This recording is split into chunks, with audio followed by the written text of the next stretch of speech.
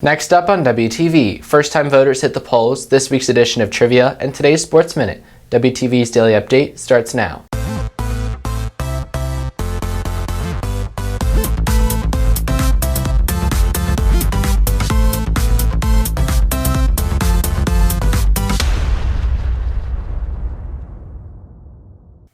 Good morning, Red Hawk Nation. Today is Monday, November 5th, and I'm Mike Glover with today's Daily Update brought to you by Wingspan TV. Election day for the 2018 midterms is tomorrow. I sat down with some voters on campus to see what influenced their first trip to the polls.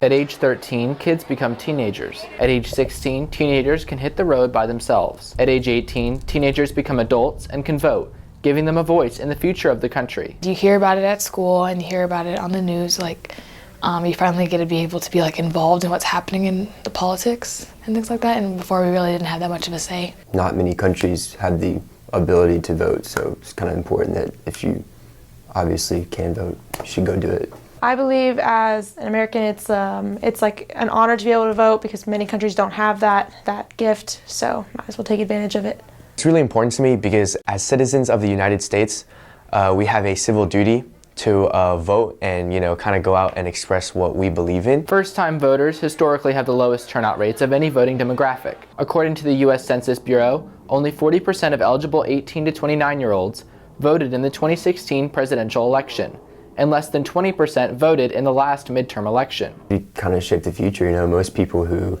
vote today are like the older people, so we don't get necessarily things that we assume are important because we don't actually vote for the people who can actually implement those changes.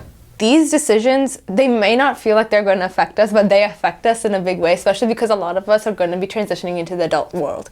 So teenagers need to make sure that 18-year-olds need to make sure that they're voting, and teenagers need to be actively participating in politics so that they understand what is going on. As young people, often we have other duties such as school and, right now I'm 18, so college applications and extracurriculars and a lot of things that seem a lot more pressing than politics, because a lot of times as adults, they have a lot more time to understand and see what their vote can really do to impact their lives. While President Trump is not on the ballot, midterm elections are often considered a referendum on the sitting president. I don't keep up with politics all the time, but I consider myself pretty moderate. So sometimes what Republicans say can sway me, and sometimes what Democrats say can sway me.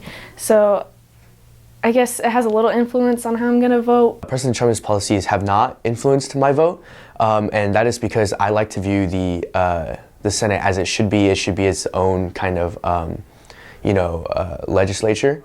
And so for that reason, I choose I base my vote on information that I've received from what the Senate has done, what the Senate plans to do, and who the current candidates are. He has. The way he's gone about specific policies regarding a lot of different things such as immigration, women's health, all that sort of things, they've definitely influenced the way I approach who I'm going to vote for. One of the most contentious races in the country is taking place in Texas. Incumbent Republican Senator Ted Cruz is facing a challenge from Democratic Congressman Beto O'Rourke. I will be voting for Beto. I originally heard about Beto from one of my neighbors, and I went onto his website and started going through all the tabs of the different policies he had, including education and immigration and things like that. And then I went to his rally that was in September, and I really felt moved by what he had to say, things like how you can still back the blue but still support police reformation. I have not decided. I'm going to do some more research, watching the news and watching their campaigns and their debates. I'll be voting for Ted Cruz. A lot of events have been going down recently, especially in the United States. You hear about stuff like the caravan, and especially in recent turn of events with Justice Brett Kavanaugh. With the appointment, the Senate had a major role, even hosting the trial and asking him questions. So I believe that who you choose to vote, especially in this day and age, the senator representing Texas has a very, very strong influence on what will happen in this country. The last day to vote in the 2018 midterms is tomorrow. Polling places open at 7 a.m. and close at 7 p.m. The school is among several voting locations across Frisco. First-time voters on campus hope the early voting momentum continues to Election Day. Yes, there's probably not a lot of us who will vote, but I think that the more people, if you have something that you don't agree with, or you have a problem with what's happening in the White House, or even like in Congress and things like that, like you need to do what you can, and what we can do is vote. If you are 18 and you are registered to vote, go vote. Like, every vote counts, and it matters so much, because Texas is 50th, and like we have the least amount of people that vote in the whole country. So if you are able to, go vote. I'm excited. I think, all of us should vote. I mean, we all have excuses why not to, but I mean, we're 18, it's our right, might as well. And, when you do turn 18, just go and register. I mean, it doesn't take that much effort. If you do not wish to express your freedom to vote, I think that's totally fine because it's your choice. It's your vote. But my only thing is then just don't complain about who wins, what happens, because you did not express, right? So if you don't care, that's totally fine. But if you do care, please go out to vote. I'm sure you would want to vote if you do care. So I think that's a great way to express your views. So this is the first time I can actually actively go out and press a button and say, hey, this is the person I want to vote for, or this is the issue I want to vote for or against. Like, that's really exciting that I can make a big difference just by a small action. Reporting for Wingspan TV, I'm Wade Glover. A new English teacher on campus is adding a unique component to her classroom that no other English class offers. WTV's Summer Knox has the story. A new English teacher on campus is adding a unique component to her class that no other English class offers. Her first year on campus, Swapna Gardner is bringing more reading to the classroom, where students have to spend 15 minutes reading every day. I actually got the idea from a teacher conference that I went to. There was an English teacher who was saying that we need to work on the skill of reading and that kids don't get a chance to read many books anymore. So he said he always started his day with a 2-minute book talk and then got kids to read.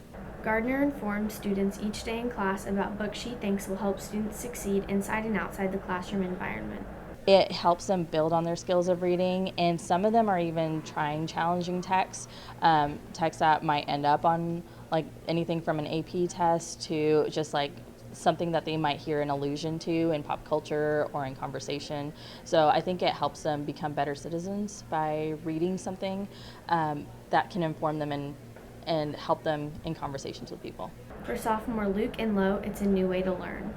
No, I have never had a teacher do book talks before, but they're a unique way of learning about new books. Reporting for WTV, I'm Summer Knox. Students can take advantage of an open house tonight at the CTE Center. WTV's Stephanie Q has the details. From 5 to 6:30, visitors are allowed to explore the district's Career and Technical Education Center.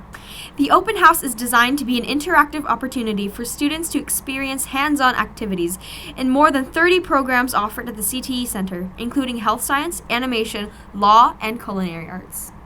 CTE teachers will be on hand to answer any questions as well as to showcase their program. The CTE Center opened in 2008 with the proposed expansion of the center part of Frisco Bond Proposition on tomorrow's ballot. Reporting for WTV, I'm Stephanie Q. WTV Sports brings you a look at what's happening in campus sports. This past weekend was packed with action, with basketball, golf, and cross-country competing.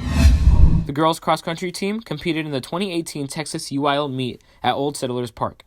After grabbing first place and bringing the championship home last year, the girls looked to defend their position as they headed into competition on Saturday.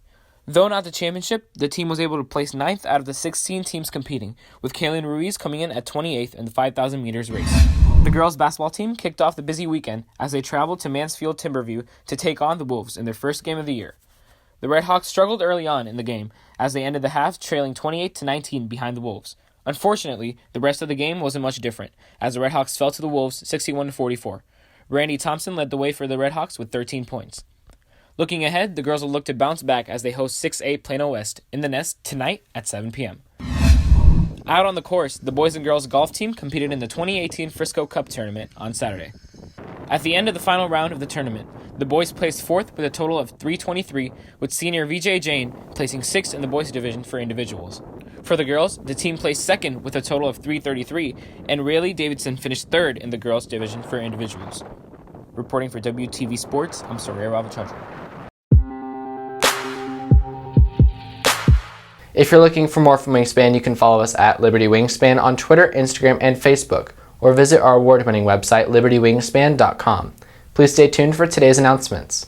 NHS has a meeting Wednesday before school at 8:30 or during advisory in the auditorium. Students can nominate their peers or teachers to be Righteous Redhawks for exemplifying school values. Find a flyer in the hallway with the QR code to submit your nomination. You can drop off donations for Treats for Troops in the Rotunda this week. All donations will be sent to troops overseas. All boys interested in playing soccer who are not currently in soccer must see Coach Kaiser in room C112 before school or during advisory to try out.